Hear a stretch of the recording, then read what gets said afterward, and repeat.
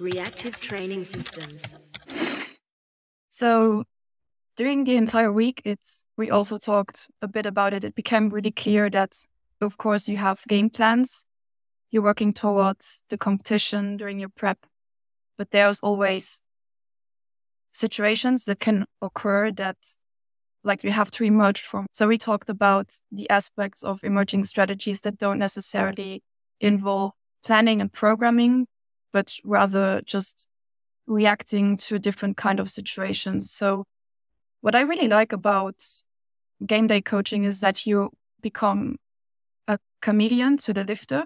And it's really a challenge when you, like the first time you see the lifter is in the warm-up area, because none of the lifters that I've coached were lifters for me that I've coached before. So it was also the first time that I got to know them. And so actually I always worked with Peter, but there was also a day where we worked together. So me and Peter, we worked together. And it was also the first time I think that we three worked together. And it was really cool because it became very clear that it's very important to work together, to communicate clearly. And I saw that every one of us had some different kind of roles that just happens. For example, I communicated the warm-up steps, like the loads that we would load on the bar, try to make sure that both lifters that we coached, that they could get warmed up at the same time. So they were ready in time. And then Peter, he was the head coach of the team. So he directed everything. And you did a very great job with the attempt selections and also just giving guidance in the right before the lifts and afterwards. What I also saw from other countries, there was one scenario, it's a bit funny to me because I didn't expect to see this at Worlds, but I guess it just sometimes happens. Some lifters that travel there all alone. For example, during the 93 kilo flights, we shared the warm-up space with a guy from Guyana, and we didn't really know who he was. So he was just there all alone by himself, trying to get his warm-ups in. And as he didn't have a handler, he also wasn't aware of where he was at time-wise. So he didn't really have a sense of when he would need to warm up. So it seemed to me as if he would just take the bar that was loaded in front of him and try to use our lifter, since one of our lifter was in the same group as him, as an orientation. And the thing is, he warmed up way too quickly at some point during squats. It was crazy. It was like a roller coaster. So he warmed up with 220 kilos. And then the next bar he would take was 75 kilos. And then he would warm up with 235 again, something like that. And then during bench, actually, our lifter was ready to go. And our lifter had a heavier opener than that guy from Guyana. And when I saw that, and I saw that he had just started taking the empty bar as warm-up, I was like, dude, there are 9 more lifters in front of you. And then you have to go. You have to open on the platform. And he was like, oh, okay. So he started warming up. And then afterwards, I ran towards him when he had just done 75 kilos. So the second warm-up. And I was like, dude, there's 4 more lifters in front of you. You have to go soon. You've barely got 4 minutes left.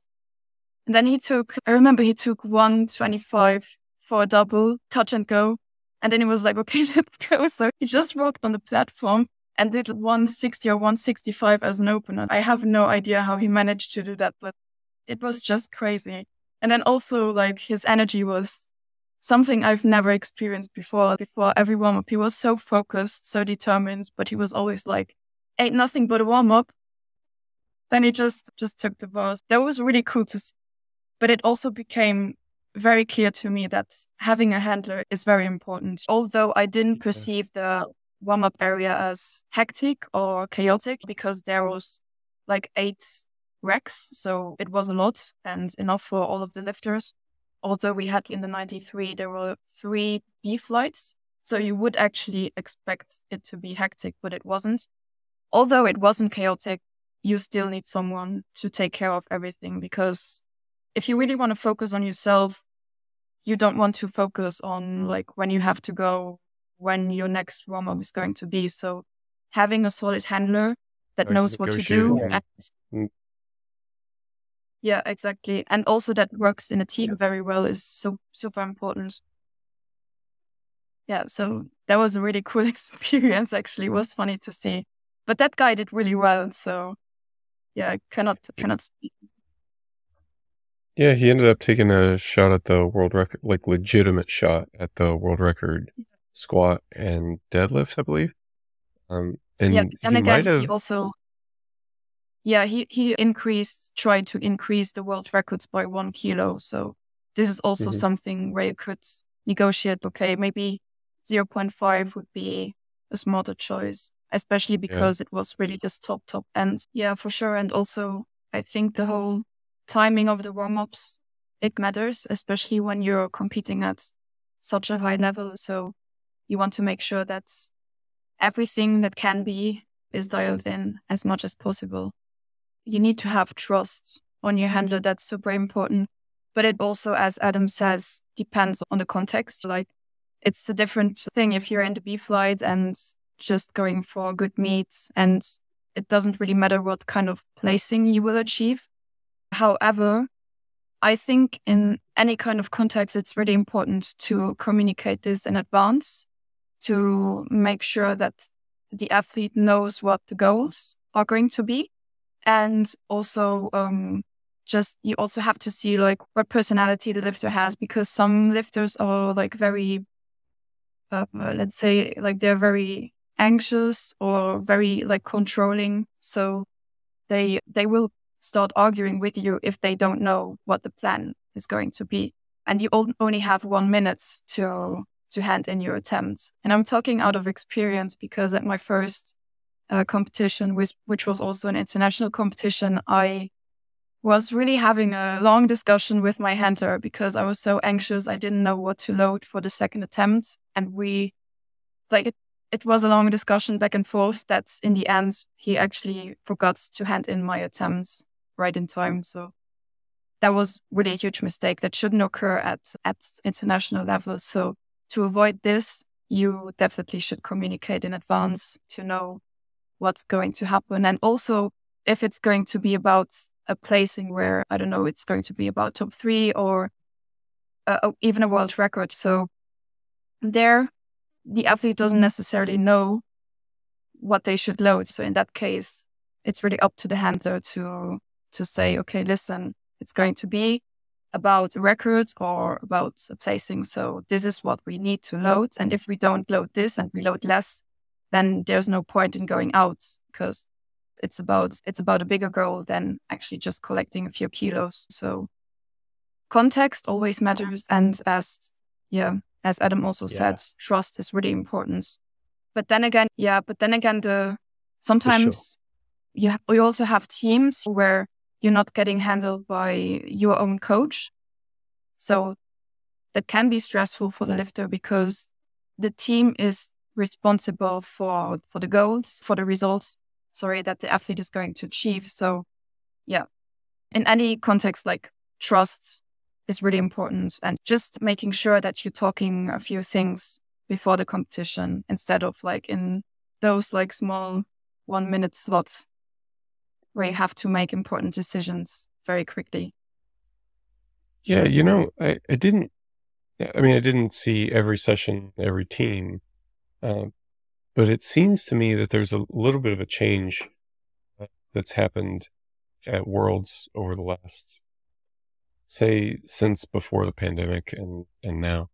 I didn't see quite as much of the nations being in charge of everything. I mean, it still exists, right? And it's still, and like I said, I didn't see everything, but it didn't seem to be as prevalent as it was before, where you would have national team coaches and, you would go into the competition kind of with this expectation of like, hey, the national team coach is the one in charge. They're going to kind of have final say on what the attempts are. It did seem to be more collaborative and more, like the athlete had more negotiating power than the way it used to be. And large, I think that's a good thing. and we can talk about the reasons why and everything, but I think when push comes to shove, it's better to give the athlete their own say. You know, if the coach is thinking 7.5, the athlete's thinking 10, the coach needs to make their observation. Like that's their role. That's the point. But you've got to be able to read the situation. And at some point, being insistent on 2.5 kilos now is going to be limiting in your coach-athlete relationship in the long term. You know, so I think being mindful of that, like you both said, setting those expectations early seems to be really helpful. You know, letting people know this is how the flow is going to be. This is how it's going to work. This is who's going to have authorities on different scenarios. Like you got to think through these things and communicate that up front for the athlete. And if you do that, then you're probably going to be fine. But when push comes to shove, I think the smart play in the long term is to, err in favor of the athlete. I think that's the coach's job. Yeah, and actually in reactive training systems, we as coaches, we also represent individual lifters and not necessarily entire nations. And before you talked about Alexander Eriksson, who is also a Swedish lifter, and we know that the Swedish team is like very good at making the right attempt selections. And actually Alexander Eriksson, he basically had the perfect meet. He went for 949. He did a total PR, a deadlift PR. I'm actually curious, Mike, were you involved in the attempt selection? Did you do a game plan for him, or how did it go? Yeah. We talked about, kind of what expectations would be and set up a game plan ahead of time. But once we were there, the Swedish team pretty much implemented that plan. Did they just acknowledge the plan and acknowledge what the lifter was capable of, and then just reacted to it on game day? Because you have a plan for the lifter, but then again, the plan is always up to changes because you always have to react on certain situations. You never know what's going to happen on game day. So really having a team, or like just in general, a handler that is capable of reacting to those situations is value gold. So that's really important. Yeah. But honestly, like it helps that it's such a good team. Like the Swedish team is really top-notch coaches. And they've got a long history together. I think their orientation and in terms of like their priorities as coaches is right on, and, I'm interested in knowing more about what they do, in terms of like how they set up those arrangements early on with athletes. Like Alex, like I said, has a good history with them. So I don't think there's probably a whole lot of preamble that needs to happen before you get to the competition with a lifter like him. But, I would be interested in knowing more, like how do they set those expectations with newer athletes? How much conversation really needs to happen? They're really exemplary of kind of this type of expertise that you see sometimes where, as people get better and better at this skill that they've developed, they kind of appear more relaxed about it. And it almost seems like you're just kind of joking around. It seems very casual. It seems like the whole manner. Yes, I think casual is the right word. It seems casual. But it's actually really well executed. It's actually really precisely done. And if you know what to look for, you can see that. But if you were just kind of in the back looking around, it looks like a lot of joking around. And I mean, that's part of it, but there's a kind of precision to it as well. And yeah, anyway, I have a lot of positive things to say about the way that they ran their whole operation. Yeah, that's pretty interesting. They just take the entire space at the venue and they just make it into their own positive workspace. It's really cool to see. And also, I feel like the more experienced worlds or Europeans in general, international competition experience that IFTA has, and also team, the more confident they appear. This is also really nice to see, especially because what really impressed me to see Alexander Eriksson live walking up to the platform. He was super confident, like he knew exactly what he was capable of. So that was very nice to see. And then like he just executed very well. And then also was able to do the 5 kilo deadlift that he failed at the last Europeans. So that was awesome. And he also immediately made a post about it afterwards. So it's always those small wins that are very nice to see. And but you also I know in just to add in there, I know in his case in particular, as we were getting closer to the competition, any competition is like a significant emotional event for a powerlifter. There's a lot that's wrapped up in that, and a major international competition like Worlds, even more so, even for somebody who's done it a bunch of times like Alec. And as we got closer to the competition, he was still feeling quite a bit of fatigue. Performances in training weren't quite where he wanted them to be. So, you know, how could you not feel some kind of way about that? You know, but we were talking about this in the run up to the competition. It's almost like the analogy I used was like landing an airplane. You know, to land an airplane, you've got to be going a very precise speed at a very precise altitude, and that's how you put an airplane on the ground safely. You know, and peaking into a competition is similar in some ways, that you've got to, you know, maintain your performance, maintain your skill at a high level, but allow fatigue to dissipate, but not too early. You know, just like if you're trying to land an airplane and you're going too fast, well, that landing's not going to go well. If you're going too slow, that landing's not going to go well. You know, when you're peaking for competition, carrying too much fatigue is obviously bad. But also letting the fatigue dissipate too early is not good either, because now you're probably sacrificing some of the fitness qualities. You know, you're probably not going to be as sharp on some of your skills. So, kind of the landing the airplane analogy, you might feel crappy even in the final days before. Well, maybe crappy is overstating it.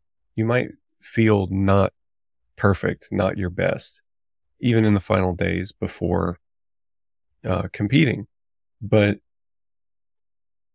that's okay, because there's still time for that to dissipate. You want it to dissipate on time, not early, not late. And I think in Alex's case, it did that. And, you know, he put up great numbers on the platform. Like he's been doing this a long time. And to have a day like that, I think is pretty awesome. I'm really proud of the work that he put in and how that all turned out for him. I really like that analogy, because I can imagine also the first time as a pilot, when you land the airplane, it can be stressful because you don't know if it's going to work out or not. But then after a few landings, you know that it's going to work out eventually. So the more experience you collect, the more confident you will feel during the prep. But then again, there can always be new experiences that you make. So you just have to trust the process. But this is also where I would say that over time, you also build a lot of trust in your coach. So you learn to trust your coach in making the right decisions, or just if it doesn't work out immediately, just to help out last minute. But at the same time, to talk about one of the first experiences at the Worlds, Scott Jennings. So it was his first Worlds experience, and you actually coached and handled him. There were a lot of situations that occurred that didn't really go as planned. For example, he had to cut weight, and he's also diabetic, so he really had to figure out like how to manage that at the same time while traveling. So it stressed him out a bit before, but then during the competition also a few situations happened. Would you like to talk a bit more about that? So I've heard Eric Helms talk about coaching Jessica Bittner, who's also a type 1 diabetic. And I've heard him talk about it, and it was more than what he expected. That, at least in my case, I didn't have a lot of experience with it. I kind of know what it is. I know in broad strokes what has to happen, but it's something else to see an athlete managing that and how much there is to manage.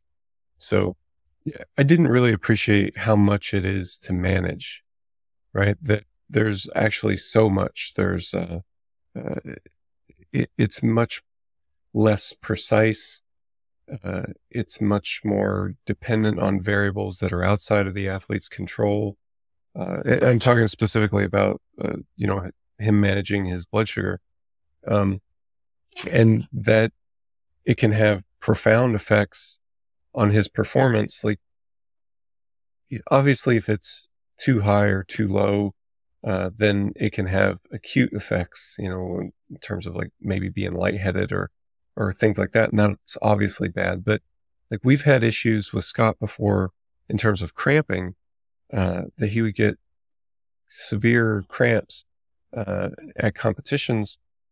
And you run through all your normal checks as a coach, but it turns out that seems like it was a diabetic issue more so than it was a electrolyte issue or something like that. But you try to manage it as much as you can, but you're just limited in how much management there can be. So I really developed a much deeper appreciation for how much difficulty there is in managing something like that, especially through an event that's, almost by definition stressful, like an international powerlifting competition, So that is that's going on at the same time. And that's normal for Scott, right?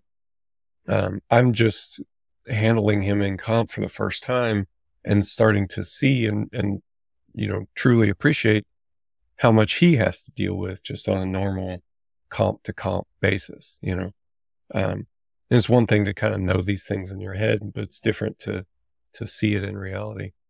But then, as we kind of went through the comp, things definitely did not go as expected. And I think it had less to do with Scott and his preparation and more to do with things, again, outside of his control. And I'm not sure how much Scott wants to put out there about, everything that was going on with him. But I suppose suffice to say, it was just, non-lifting related things that were definitely outside of his control, but by anyone's reasonable standard would clearly have an impact on performance. I've not seen anyone try to compete through the things that he's competed through. And for him to deal with all the stuff that he dealt with and still successfully compete at the World Championship is quite an achievement. And, he's the first Jamaican lifter to do that, which is amazing. And that's something that he's going to have, that, he earned that, and he'll have that for the rest of his life. So that's pretty cool. And I'm really proud of him.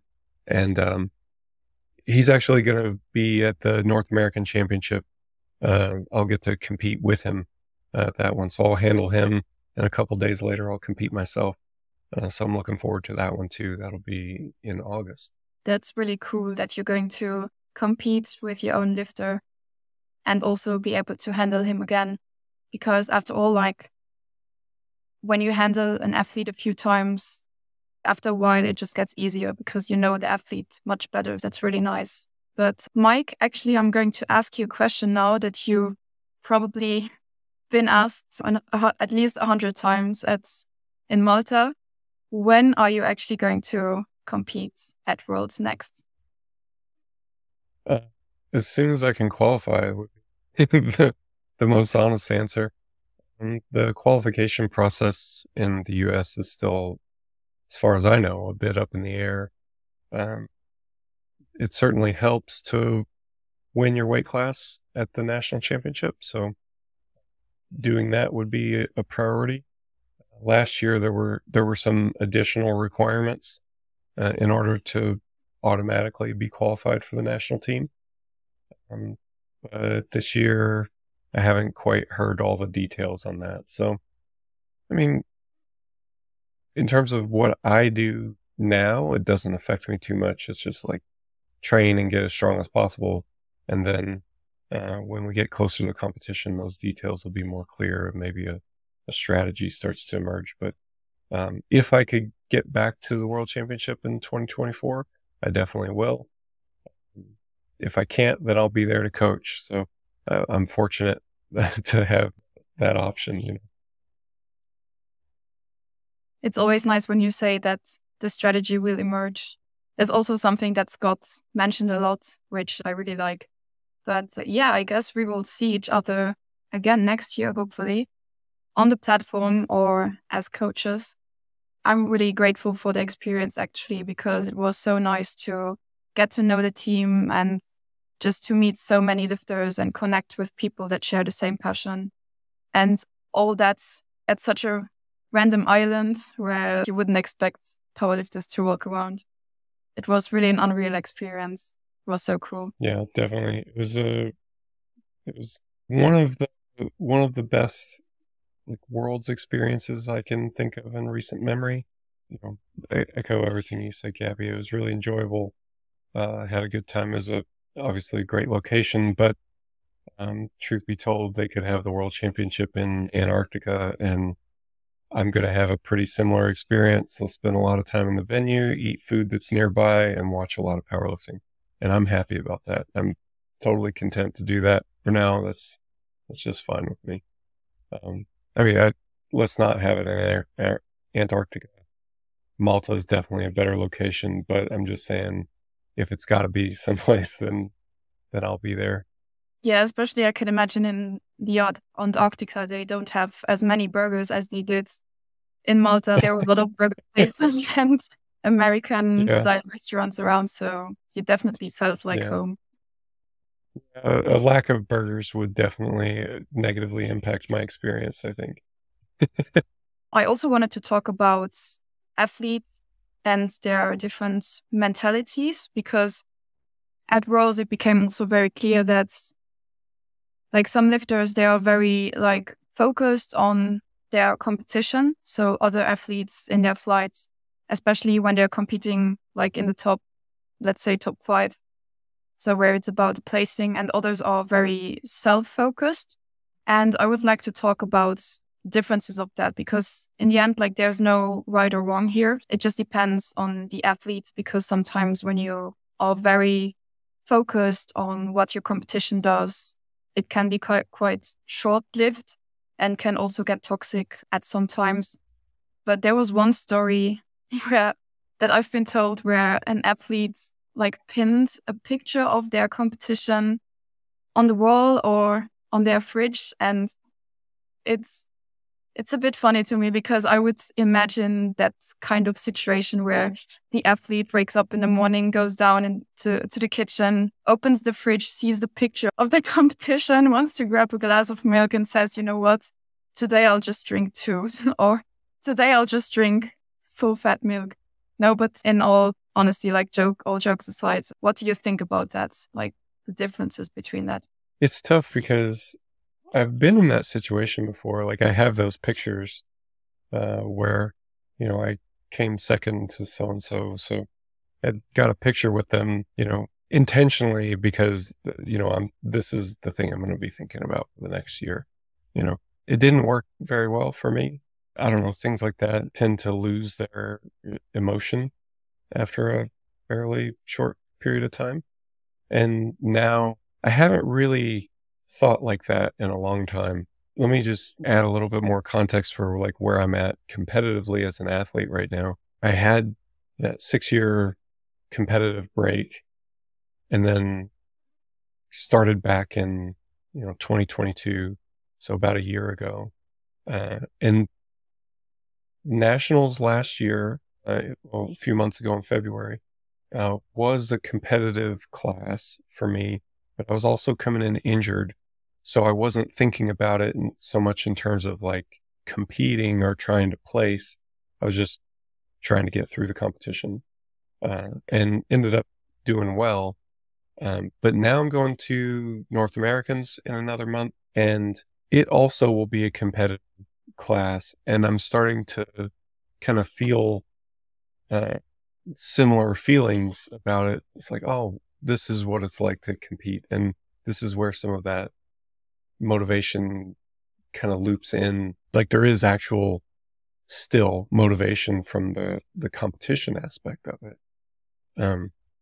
I'm at a different place in life though, where I don't necessarily want that to be the, super dominant part of my lifting, so, it's there, but as an athlete, I'm taking steps to temper it, to make sure that it doesn't get out of hand, that it doesn't become my focus. I want the focus to be on things within my control, and, things that my competition is doing is not within my control. Interestingly, and I think that's probably one of the primary uses of something like social media right now. Like you see lots of lifters that as they get close to competition, they start hiding their top sets or things like that. I honestly don't think that does a whole lot. And one day soon, maybe we'll get Matt Gary on here and we can talk about the value or non-value of scouting. Honestly, I think I respect Matt a lot. And I think that might be an interesting conversation, but you're going to be as strong as you're going to be. And by the time second attempt deadlifts roll around, the kind of day that you're having is pretty apparent to everyone in the room. I think if you're having a really great peaking block and things are looking awesome, then kind of showing those top sets,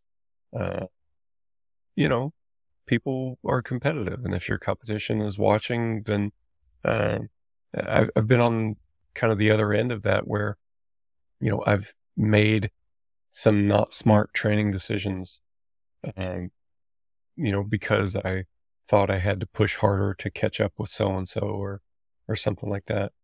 I think that's probably,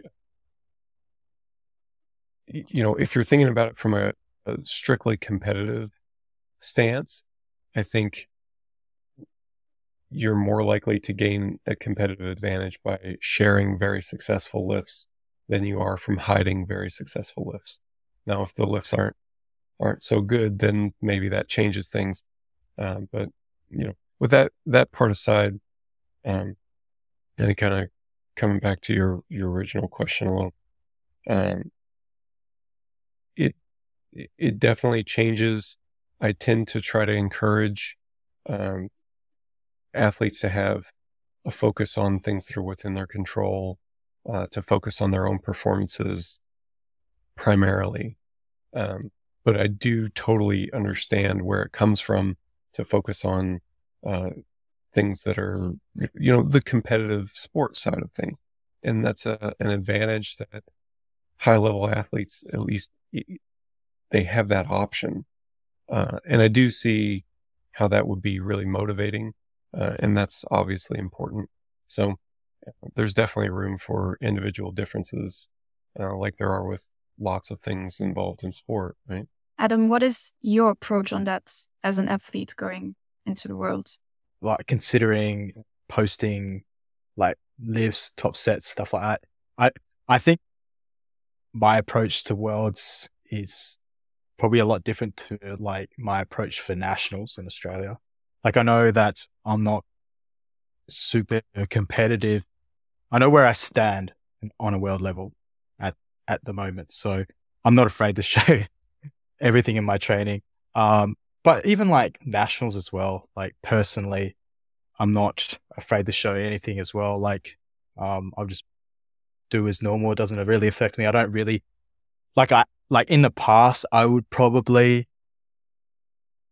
like pay more attention of what someone else is doing, but like at the moment, it's not really in my control, like Mike said. And at the end of the day, it's, you never really know what someone's going to lift until they start lifting. Especially as Mike said, second attempts, you don't know how much weight they got to cut. You don't know. It's a lot of context to it. So, you take it for what it is. At risk of veering too far off into scouting conversation, but I'm just not sure what that gets you, So that based on so-and-so's training, like their top end is a 300 kilo deadlift. Like you're saying, Adam, but if that's truly the top end, it should be fairly apparent by the end of the second attempt. And advance notice of that, at least the way that I run my competition platforms, I'm not making any decisions based on the other guy at that point, So they could have a terrible weight cut and not be anywhere near that capability, or they could, they could have been hiding their top lifts and come in way stronger than that. It really hasn't affected any of my decision making up to that point, So like even being able to spot fake openers and, some other competition shenanigans that coaches sometimes try to inject, it just wouldn't affect how I'm doing things. Now, I've talked to Jason Tremblay, Taylor Atwood's coach, and he was telling me, so obviously Taylor did not have a great competition experience in Malta, having his third squat overturned by a jury, if I remember correctly. Regardless, he didn't get it. It was a world record squat and he didn't get it. And he knew that it was going to be a tight competition. We talk about, competing at the top levels like that, like one missed lift might be all that it takes to open the door for somebody else to win. So Jason told me that in that moment, Taylor was, feeling some kind of way about having his third squat overturned. But Jason was able to produce scouting reports and say, hey, we're still in this. And not just like the feel good kind of, keep trying, sort of thing. You're actually still in this. And we know that for these reasons. And so like, I see that as being like a really good use of that type of information that, you wouldn't otherwise have that, so that's really cool. But, there's a few other very specific top end scenarios where I can see how it would matter. But they're just not usual. Like I think like 99, maybe more than 90% of the time that you're coaching, even at an international level, it's just not something that's affecting your decision making. For sure. Like in preparation, right? Like majority of the year or majority of your training is, well, if you're not prepping for a competition, you're focusing on your own training, right? Why should that change going into a competition where you are focusing on someone else and you should be adding more load because so-and-so lifted this much weight, so you should lift the same or more?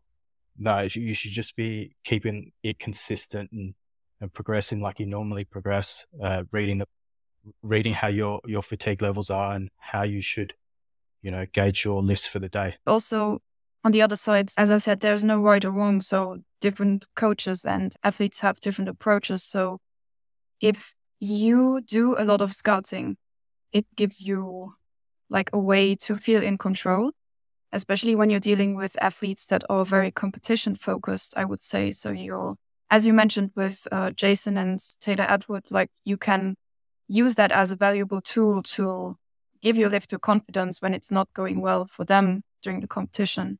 But then again, scouting if you really want to do it right, I think it requires a lot of work because you need to get to know the other athletes as well and really see what their lifts like in different intensities are going to look like. So you can have a good idea of what they're going to be capable of and also with their success rates. So it's a lot of background work, but yeah, so if it can help the athlete, then why not? And also just to feel in control during the competition. We did see some athletes that seem to really derive their motivation from competition in specific, right? So maybe from an attempt selection standpoint, you're better off focusing on your own performance and building a total. It was interesting to see not everyone, maybe not even a lot of people, but there are some specific instances where athletes in particular seem to draw motivation from, from conflict with other athletes, And I mean, it's never anything dramatic. It's honestly stuff that you wouldn't even notice. It would just seem like so-and-so doesn't like this other person, mildly doesn't like this other person. Except, if you're kind of paying attention for how these things ebb and flow, kind of seems like we're drawing, extra motivation from those types of scenarios. So that was interesting to see as well. And I don't even know, like, if I was to point it out to the people who I'm thinking about, and I don't really want to name names here, but if I was to point it out to them, I'm not even sure that they would agree that that's what they were doing. It might just be happening purely at a subconscious level, but I'm pretty sure that that's what I see. And that's also a facet of like very high level powerlifting that's just not present at any other level, really. Yeah, I think some athletes, they need some amount of rage during the entire competition to perform well. I think the most important thing is just to also respect the other athletes' environment. Like everyone has their own way to get into their zone. So you always need to respect that when another athlete isn't up for, I don't know, conflict. I don't know what the situation was about, but sometimes you can also just generate these conflicts in your head. It's all happening in your head, and you don't necessarily personally and directly throw another person into it. Or sometimes athletes just don't want to talk at all. So this is also something you need to respect. So it's always cool when you're at competitions handling or just watching, you see there are so many different types of athletes and everyone has their own way to work things out and to perform at their very best. So it's very important that they find ways to get into their zone while also, of course, keeping respect. But from an outside perspective, it's always super interesting to see that. Yeah, definitely. So I made a post about this in the training lab, and we were discussing it a little bit. And I saw people kind of maybe misunderstand the prevalence of what I'm talking about as well. I'm definitely not talking about anything remotely close to the majority of lifters, Like there was a lot of people who were like, oh man, that's disappointing to hear because one of the things I like about powerlifting is how supportive the community is of each other. Let's say that's still like 90% of lifters, and I'm always like pleasantly surprised when I see that even at the highest levels of the sport. Like I think that's also something that I really value about powerlifting culture. But there are a few, and it's just athletes that are trying to maximize their own performance, which is a totally reasonable thing to do, right? So, yeah, it's a rare tactic, but an interesting one, which is why I think it's worth bringing up.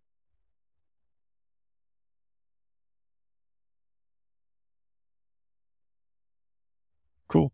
Well, I think we can cut it there, and John can tangle with putting the stuff in a good order.